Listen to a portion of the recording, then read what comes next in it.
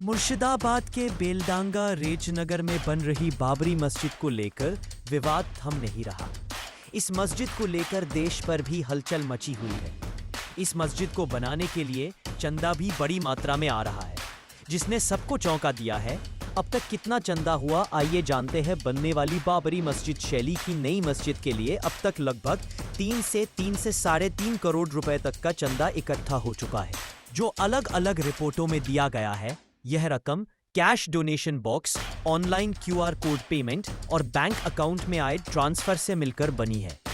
अब तक कितना चंदा और कैसे? कई रिपोर्टों के अनुसार पहले चरण में लगभग 1.3 करोड़ रुपए जुटे, जिसमें करीब 37.33 लाख रुपए कैश बॉक्स और बोरी से और लगभग 93 लाख रुपए क्यूआर ऑनलाइन डोनेशन से आए।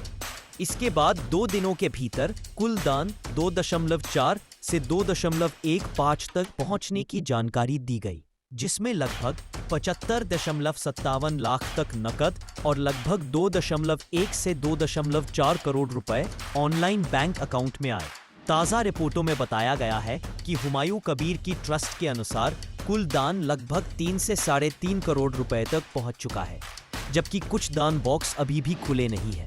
मस्जिद निर्माण के लिए West Bengal Islamic foundation of India नाम से एक ट्रस्ट बनाया गया है, जो इन चंदों को आधिकारिक तौर पर संभाल रहा है। हुमायूं कबीर पहले पीएनसी के विधायक थे, लेकिन विवादों के बीच उन्हें पार्टी से सस्पेंड कर दिया गया। इसके बावजूद वे इस मस्जिद प्रोजेक्ट को अपनी व्यक्तिगत / ट्रस्ट पहल के तौर पर आगे बढ़ा रहे हैं।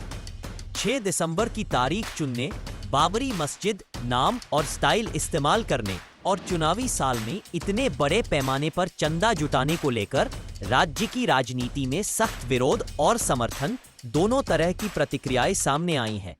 विपक्ष इसे ध्रुवीकरण की राजनीति और वोट बैंक की कोशिश बता रहा है, वहीं समर्थक इसे अयोध्या की बाबरी मस्जिद की याद में एक प्रतीकात्मक मस्जिद के रूप में पेश कर रहे हैं।